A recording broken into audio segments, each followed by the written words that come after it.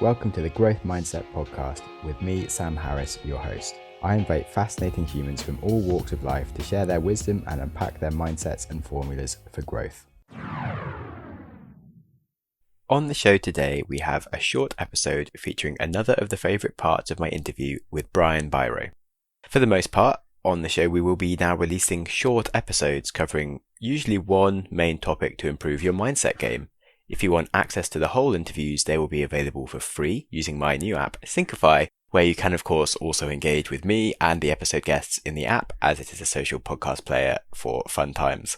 Anyway, on to today. Brian is an expert on mindset and coaching and has written over 15 books on the subject.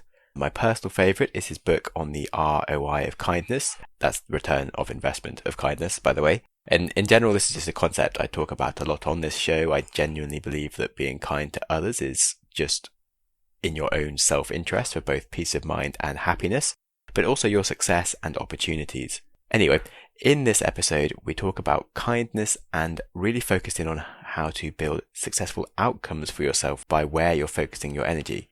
Brian has a great theory around how where we focus our attention and emotions reflects on the results that we get in life, and it's a real game changer for just leveling up your mindsets. So without further rambling, let's get into this short and sharp, focused conversation to level up your game with the most wonderful Brian Biro.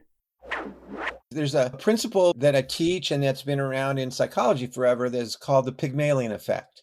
And the Pygmalion effect says that our thoughts, our beliefs, and our expectations, whether of others or ourselves, are magnetic. That as we think about somebody, not only do we see more of that, but here's what's fascinating, especially depending upon the level of our influence on other people, what they think of us, we're actually moving them in the direction of those thoughts, beliefs, and expectations. A researcher from Harvard by the name of Robert Rosenthal asked the question, is the Pygmalion effect real or is it just convenient? Just some explanation, and it's really not real. So what he did was he went into 25 elementary schools in the United States. So he went to 25 different schools and went into the first grade classrooms, so 6-year-olds. And he told the teachers, and only the teachers, that he had developed a test, an examination for first graders, which would tell the teachers which of the students in their class were what he called spurters. Now, a spurter was a child with incredible potential, but who had not used it yet, had not accessed it. So they had all this unused potential. And this test would identify for the teachers which of those kids were spurters. So he administered the test to 500 different children, 25 different schools, rural schools, urban schools, gathered up the tests. And a week later, he came back and he told the teachers the results. He said, Sam's a spurter, Mary's a spurter, Jim's a spurter. Told the teachers which of the kids had scored as spurters. But guess what? It was a big fake. He had never graded anything. What he had done was he had given the kids a very basic first grade intelligence test, gathered all the papers, never looked at them, and burned them. So completely at random, he had told the teachers that these particular kids were the spurters. Well, guess what happened? In over 97% of the children that were randomly picked as spurters, they spurted.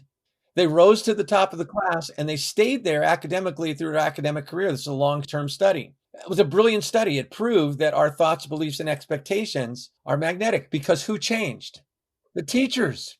The teachers didn't look at Sam as Sam anymore. They saw Sam the spurter and they taught them differently. And Sam, it was a brilliant study, but guess what? He got sued for it. And guess who sued him? The parents of the other kids sued him because the teachers taught those kids as if they weren't spurters. And so when you understand that Pygmalion effect, what it says is that whether you're a leader in a small business working with people, whether you're a teacher, whether you're a parent, whether you're a friend, that your thoughts, beliefs, and expectations of others and definitely of yourself, because as much as you're a Pygmalion to others, you're a Pygmalion to yourself.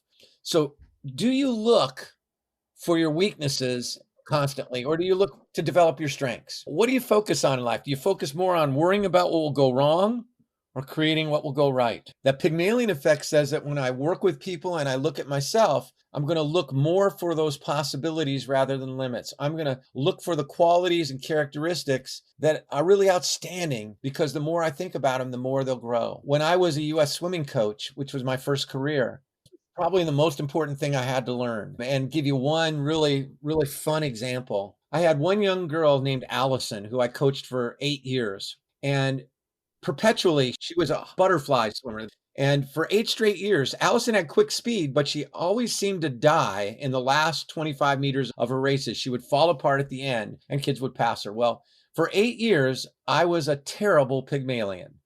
I love the kid. I just wanted her best for her. But I kept saying, Sam, you'll crack up about this because you have a growth mindset. I'd say to her, you know, Allison, one of these days you're not going to die. All right. And off she'd go down to the worm down pool thinking about not dying. Now, if I say to you, don't think of number 3, what happens? 3 jumps in your head. So we just had the same thing happen over and over and over again. One day I became a different kind of Pygmalion simply by chance. We were at the best meet she had ever qualified for, the Junior Olympics. In her warm-up sprint, she looked sensational. And instead of saying, one of these days you're not going to die, Allison, I simply said to her that morning after her sprint, I said, Allison, when you swim your 100-meter butterfly and you get to the last 25 meters, I want you to envision and pretend that you're swimming the same 25-meter sprint you did just now when you did your best time. You remember how awesome you felt? Her eyes lit up. All right. She goes, yeah. Well, she so obliterated her personal best. She moved from being the last qualifier in the 100-meter butterfly in her age group that year to winning the silver medal in the finals later that night. She improved her best time up 12 seconds in a 100-meter butterfly. And it made me break through and realize how many kids have I been coaching backwards because of the way I saw them, not being a positive Pygmalion. So we never have to say one of these days you're going to die. We can say, hey, picture this incredible finish. We never have to compare our children to each other or other people. Why don't you act more like your brother? And all of a sudden you've created the good one and the bad one. And the bad one sees themselves that way for the rest of their lives. And so we want to be really responsible and passionate about the impact that we have as Pygmalions on the people that matter to us. Yeah, wow, that was powerful. Sometimes I feel like, because I'm like the CEO of a company, that I need to sort of make sure that people know what they're doing wrong. And like when things are like working and ticking over, like you don't sort of focus on that much, but you're like, wait, this is the amazing strength that you bring. This is why you're such a good, important component of the companies, or all your amazing qualities. So like celebrating those things and sort of helping them do more of the things, which is why they're here anyway, and not focusing on the things that like I never expected them to be good at, is like obviously what I should be doing more of. And I'm certainly trying. And I think that actually has been something I've done a lot more of over the past month, which has caused a bit of a radical shift of being like, wait, this person's amazing at running meetings and like they should be running more meetings. They freaking love doing that. It's like their calling, great. And now we have so much better meetings and stuff, rather than them being in the corner and be like, you're being a shit person in this meeting because you're not helping at all. It's like, bloody run the thing. And yeah, stuff goes so much better.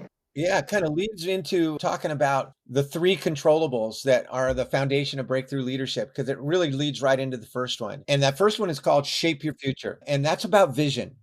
All breakthroughs start with vision. You got to see it before you can be it. And the foundational principle at the core of shaping your future is what you focus on is what you create. What you focus on is what you create. It's not what you get. It's what you create. And I'll give you a fun little example. I have a 4-year-old grandson. His name is Augie. And Augie is the coolest guy ever. He's got this big grin all the time. And he's also Mario Andretti on his little tricycle. He's like 1,000,000 miles an hour, pedals going really fast. Just turned 4 years old. Well, he's so good on that tricycle that very soon he's going to get a 2-wheeler bike, a real bike. And the big day will come. And anybody who's had children, you had this day if they got a bike. Mom and dad will be out there. They're going to be holding on to that back fender. They're going to get him up on that bike. He's going to put his hands on the handlebars. He's going to put his feet on the pedals. He's going to put his tongue out for balance. And he's going to start riding. And they're going to be pushing him. And he's wobbling and he's shaking. But he's doing it. And mom and dad let him go. And he's riding down the sidewalk. Way to go, Augie. Unfortunately, right in front of him on the sidewalk is a great big rock. What does Augie look at? The rock. What happens next? Wham! He hits that rock like it's magnetic. He falls over. He scrapes his elbow. He walks by his dad like he's cool. He goes up to mom and goes, I'm going to die, mom. Okay, so now it's 2 weeks later. Same little boy, same bike, no tongue out for balance anymore. He doesn't need it. He's got bike riding down. Whipping down the same sidewalk. Boppity, boppity, boppity, bop. Bigger rock. What happens now? He goes around it. But what goes around it first? Not the bike. What goes around it first is his vision. What Augie has learned is that what you focus on is what you create, and what you resist persists. And he recognizes at that moment that he has a choice to stay focused on the obstacle, focused on the weakness, focused on what I don't want, or shift my vision in that moment towards what I do want. All right. And we all have that choice. What you focus on is what you create. Now, does it do Augie any good to pretend there's no rock? There's no rock. There's no rock. No, that's worse. He could really hurt himself. But what we do have a choice is, I see the rock, we'll find our way around it. And in life, we're going to run into some rocks. They're going to be there. One is called COVID. It's a rock.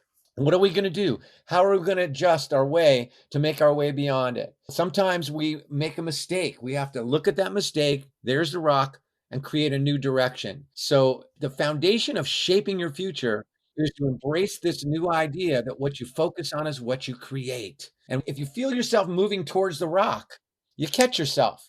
And we're not going to be perfect, but the more you practice it, the more automatic it will become when the obstacles, the barriers, the potential fears come up, that you have more choice and you can move around it. So the first controllable of the 3 controllables that at the foundation of breakthrough leadership is to shape your future, that what you focus on is what you create. Yeah, it's really powerful. And so I was thinking, like, I had some similar issues skiing when I was trying to do tricks and things. And I found that, like, if I could lead with like my head, like when I was trying to do 360s, I was just really failing because I was kind of still hesitant about whether I'd manage it. So I was still looking in the same way. And so my head was just like stopping my body from turning. But I was like, if I just move my head 360, like the rest of my body just follows and stuff. And it was just really interesting that, like, basically whatever tricks I want to do, I just need to move my head around to get it. Like the rest of me would just like follow it. It was really funny.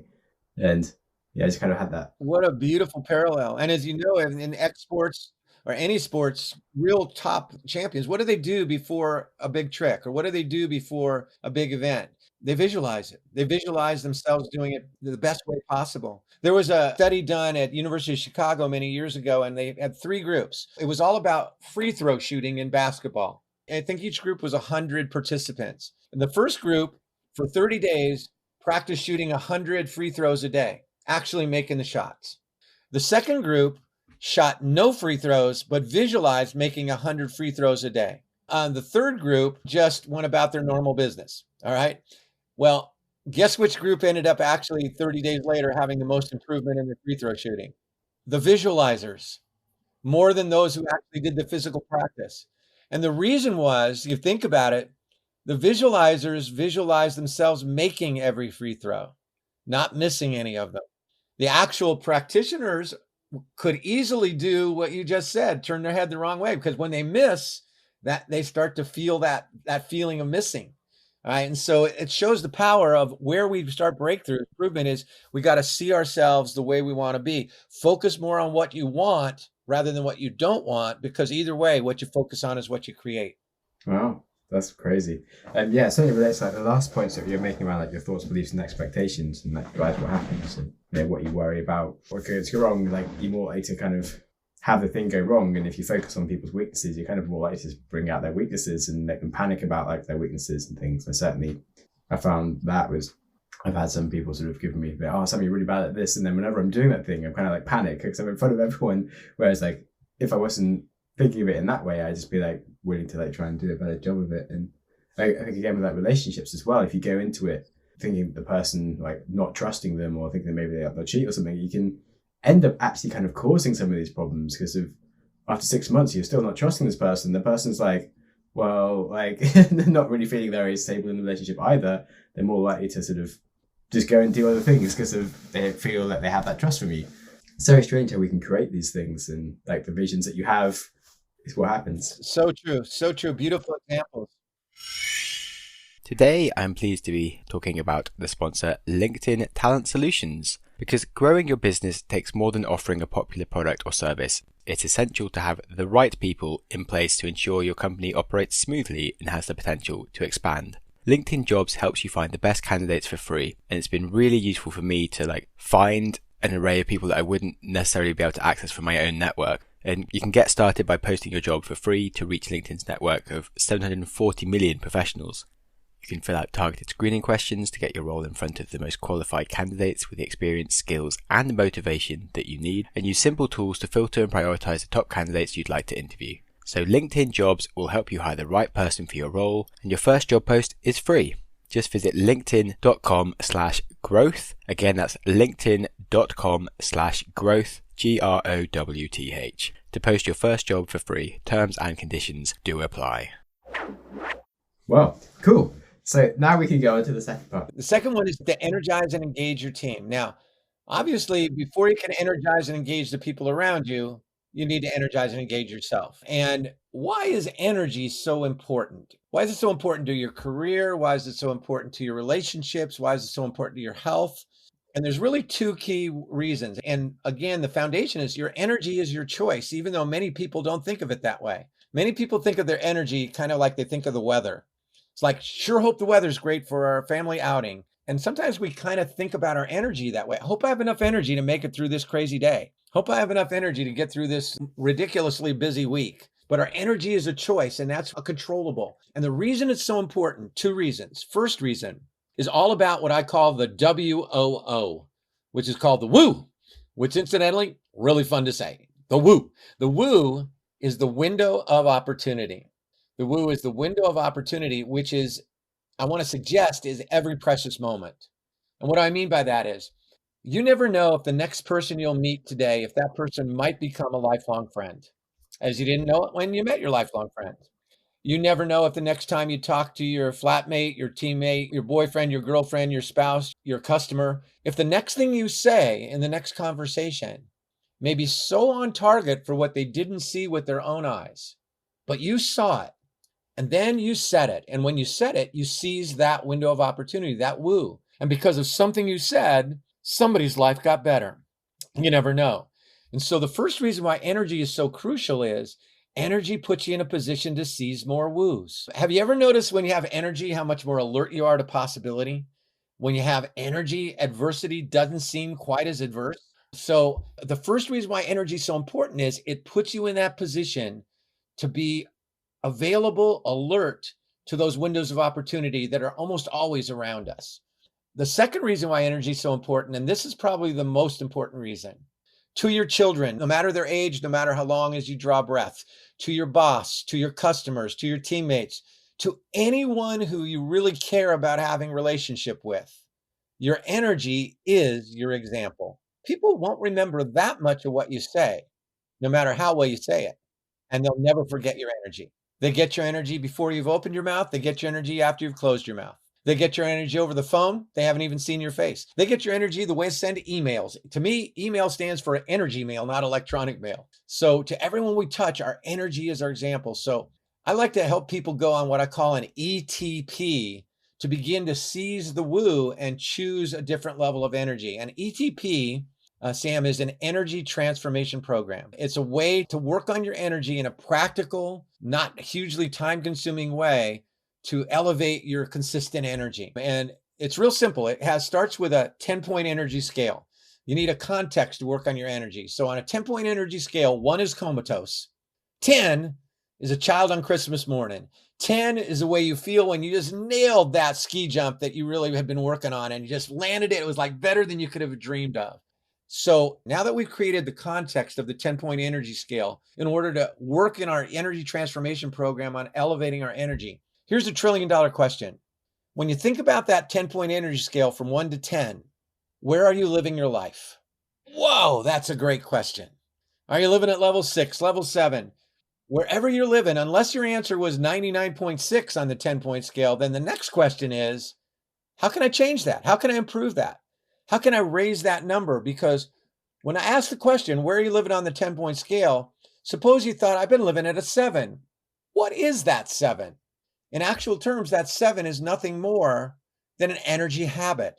It's the way you've set up your world in 2 key ways that kind of put you into that 7 compartment on the 10-point scale. And there's 2 choice areas that absolutely change your energy, that can elevate you from 6.5 to 7.3 to 8.2 to 9.5.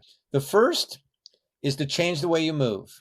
If you want to move your life, you got to move yourself. In other words, energy is created by the way that you move. Anytime you've given your best presentation, you've been your most creative, you've been your most alert, you have moved your body in very specific, different ways than when you've not been your best. your body line and posture, your facial expression, your eye position, and your breathing. Now, Sam, I've said this to some people before, and they'll go, Brian, if I had more energy, I'd move more. Move more and you'll have more energy. That's where the choice resides, is to add movement to your life. I bet everybody watching your podcast, listening to your podcast, knows somebody who amazes them, because at a very advanced age, this elderly person has incredible energy. And though I don't know who anybody's thinking about, I bet I know two important things about him. One, that aged person with his incredible energy is one of your heroes. You just admire the heck out of them. And number two, they keep moving. We don't get older, we just stop moving. I'm actually 92 years old, but I just can't stop moving all the time. So again, if you want to move your life, you got to move yourself. That's the first key. The second key to elevating your energy is to focus on purpose. Whenever you're full of purpose, you're full of energy. Kind of think about it. When you get to do what you love to do, it doesn't matter how much sleep you had. It doesn't matter how you've been feeling. When you get to do what you love to do, you have all the energy you could want. But think about what happens to your energy when you lose sight of your purpose. It's like you just go through the motions. It's like somebody puts a pin in that balloon of purpose and that energy. So here's a simple way to put yourself on the path to living with more purpose. And that is, every morning when you wake up, start your day by asking this one question. If you want to, you can laminate a little card and put it up in the shower or something. But ask yourself, what am I truly grateful about in my life? What am I truly grateful about in my life? What you're grateful about will focus you on your priorities. Your priorities will always lead you to your purpose. So by focusing on changing your movement and elevating your level of purpose by asking about what you're grateful about on your ETP, Energy Transformation Program, you do that for 30 days, you move from 6.5 to 7.3 to 8.2 to 9.5, and your work, your health, your relationships, your joy will rise with it. So that's how you energize and engage yourself. And again, energy is contagious. And as you rise on that scale, the people that matter to you will rise with you. Wow. That was super cool. I'm feeling like I need to jump up and down right now. I'm like, yes, energy. Also, yeah. I just did a run, but I'm like, I'm going to go for another run right now. It's great. Yeah, pumped. Nice. Thanks for that. I was going to buy a standing desk, but I didn't, which I was super annoyed about. I'm not very happy about my amount of time sitting down, but I've got like a station that kind of rises. So I'm trying to do more standing, and for as many of my meetings as possible, I'm trying to take some walking and stuff at the moment, just to like keep myself moving. Absolutely. I encourage people, we get into the cellular crunch and we stay on our phones for a long time in this bent down position. I really encourage people, never spend more than 10 or 15 minutes without getting up, moving your arms and legs, taking a couple of rich breaths, opening your eyes wider, smiling, even if you don't feel like smiling, just changing your physiology rapidly and dramatically for 10 seconds. And suddenly you'll feel at least a 1-point rise on that 10-point scale. That's how powerful a shift in movement can be. When I was writing my books, I've written 15 books. Probably the most important tactic I used in writing my books was running. When I ran, I got the newest ideas. Now, I never tried to do that, but I was physically moving and ideas would pop into my head out of seemingly nowhere. Think about, Sam, how many people get great ideas in the shower and why? Because they're moving. They're moving that soap around. They're moving their arms and legs, and we get these great ideas. Energy is directly proportional to your level of movement. So you want to move your life, move yourself. Yeah, nice. I would say within reason that I have done some like really long runs, and then spent the rest of the afternoon just completely pooped and was like, probably shouldn't try and do I think 30 kilometers, I think, is my limit. There's definitely a time for rest and a time to just let the world go for a little while. That's part of energy as well, but that's also a choice. Oh yeah. Sleeping, very important. I think David Goggins talks about sort of the importance of rest and taking it, but not resting when he hasn't scheduled it. So it's like, okay, if I'm going to do I plan my week of workouts, I'm going to do them. And if one morning I'm feeling tired, but it's not my day to rest, I don't rest. I just have to bring my energy and stuff, and just having that mental resilience to really just force it, I think is quite good. Whereas otherwise you can kind of get into the cycle of, I don't quite feel like it today and stuff. And I think energy comes kind of in the same way as you spoke about, you focus on what you want to create and the vision. And like when I was running, I was training for an ultramarathon. I started doing 15 kilometers a day for weeks. And the first few weeks, it was really hard. I was like, oh my God, I've got the energy. But within 3 weeks, I would do 15 kilometers. I still want to carry on running. I was like, I don't finish. I've got way more in the tank. And that's the point where I was able to do like ultramarathons then. When you kind of focus on like the success part, like you'll get there. So yeah, I really like that. And I'm really interested to like analyze my own energy scale and try and do that, because I noticed such a difference of like the meetings that I turn up to where I'm like, boom, yeah, guys, we're going to do so much. It's going to be awesome. And everyone leaves and they're super happy. And other days where I'm a bit tired, I'm like, yeah, so we could do this with the company today. And doesn't know what's going on with that thing. Right, well, whatever. Yeah, it's not good. Like, that's a bad day. It kicks everyone off wrong. And then there's people like don't remember that much of what you say. I mean, I'm making a lot of notes right now, but I'm still just going to remember that you had good energy, really. And I have to look at your notes whenever I actually want to tell anyone specific of what you told me. But it's, well, maybe I think I'll probably remember some of the stories. But yeah, energy is just so important for how you're around people. And I think also relates into kindness and stuff as well. I think being kind really gives you more energy. And like you've written a whole book about return on investment of kindness. It truly does. My most recent book is called The ROI of Kindness, and I wrote it because I feel like never in my life have I been more passionate in the belief that we need to start to be kind to one another again, that there's more separation than I've seen in my lifetime, and it's a pretty long lifetime so far. We all want kindness in our life. We want to be kind. We want to be treated with kindness. But I wanted to write a book that pointed out that kindness is not just a nice thing, but that kindness works. Kindness works on a business level. Organizations that create what I call a KVP, a kindness value proposition, have incredibly lower turnover, are incredibly more profitable, and are every single time more highly thought of by their customers. They have higher ratings. The companies that you admire have built kindness into their culture. And the book has a lot of research about organizations that get this and how differentiated they are because they've built a kindness culture. And the other thing I wanted to do in the book, and it's a short, little, fun little book, was I wanted to help people understand that a little bit more of how you deliver kindness in the most important ways. Because it's one thing to say, hey, I want to be kind, but how do you do that? How do you actually do that? Because kindness matters the most in some of the tougher situations to be kind. It's easy to be kind, but how kind are you when people are not kind back? How are you when people are scared or hurt or there's misunderstandings? How kind are you when you disagree? Can you disagree without being disagreeable? So I talk about the decision we all can make in our businesses and our lives to be what I call a CKO, which is a Chief Kindness Officer. And it's a choice. You can move right into that corner office right away. And I talk about 7 habits of highly effective CKOs. And they're just ways to deliver kindness in ways that really, really cannot be shaken, that really work. I'll just give one of them. So to me, the most important way to deliver kindness, I call it the gift, and it's to be fully present. Now, what does that mean? When you're fully present, 100% of your mind, body, and spirit is with the person you're with where they are now. So here's a great question. How does it make you feel when someone you really wish to be present with you is not present with you? How does it make you feel when somebody you want to connect with is obviously more interested in looking at their cell phone than they are at really connecting? Well, for some people, it makes them angry.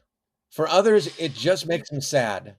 But for every person I've ever known, even the most confident people, if there's somebody we want to be present with us and they're not, it makes us feel worth less.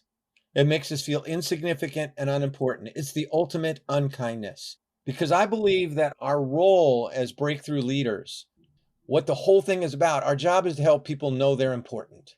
The people that we love, the people that we serve, the people that we care about, to know they're important. When people feel important, they rise in spirit.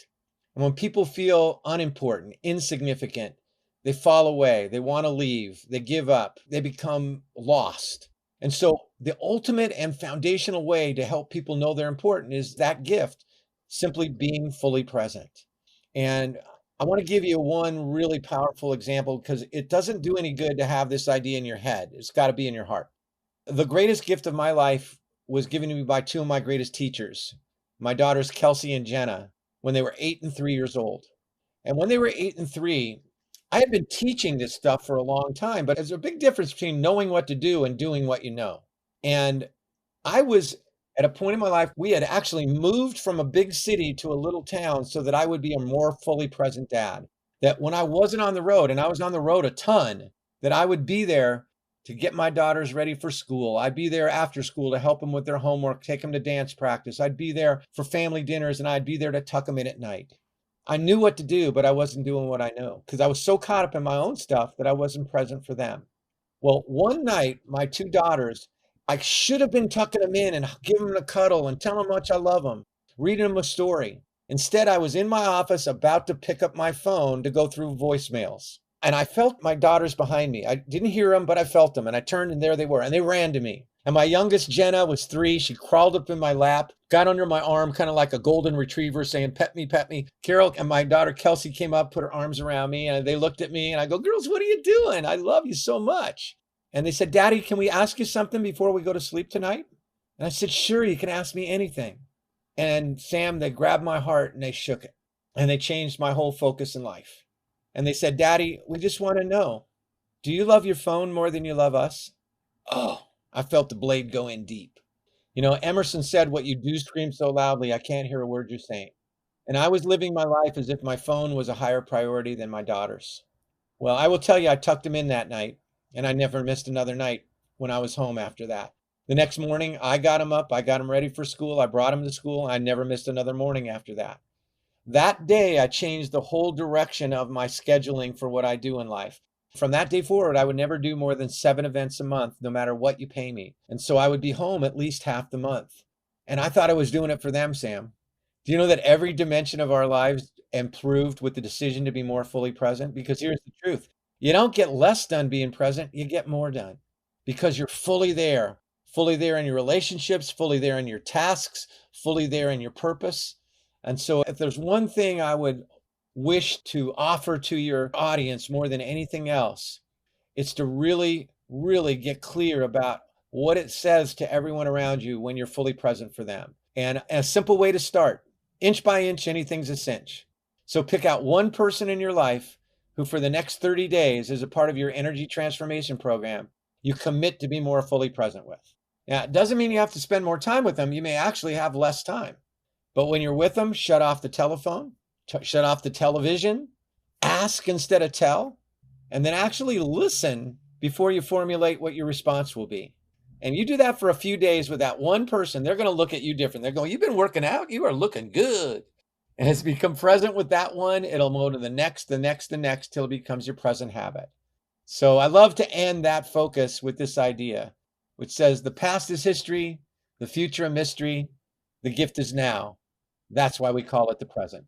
Yeah, I love that quote. And that whole story was amazing. Thanks so much for the insight into your personal life there. And yeah, I think it can take, like we said, like the really low moments where you're like, shit, I've done this so wrong. Like just then to then like build a much better version of yourself. And yeah, hearing that from your kids must have been like so powerful to make you realize the importance of being present. It's a great story. Thanks. And I mean, I could talk about kindness for the rest of the podcast, but we still haven't hit the third point, I believe. Although it seems to be... It's the ultimate kindness. It's the most important way we can deliver kindness in any moment. Well, that was really, we actually did, because the third control, that's the foundation. We kind of ventured into kindness, but the foundation of building people, teams, and relationships starts with being fully present. Amazing. Cool. Thank you so much. Sam, it's been a joy. I appreciate it so much. Yeah, it's been awesome. Thank you so much for all of the different lessons and stories. As you've been very welcome here on the show. I think you've given so much value for the listeners and myself. I've loved making so many notes. And yeah, if any of the listeners want to find your books, I guess any good bookstore. Well, thank you so much. And I appreciate so much what you do. Well, probably the easiest way to find out all I do is just go to my website. And it's just brianbiro.com, BrianBiro.com. And that's got information on my speaking, both virtual and live, and it's got all my books. Perfect. Well, there we go. Thank you for being on the show and have a great rest of the day. Stay safe with the coronavirus and nothing silly. Keep writing books. Thank you so much, Sam. Carpa woo. Bye-bye now.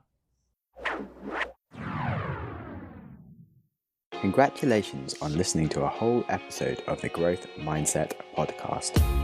Before you race into another podcast, try pausing. Ask yourself, what have you learned? What could you change? How will you make that change happen?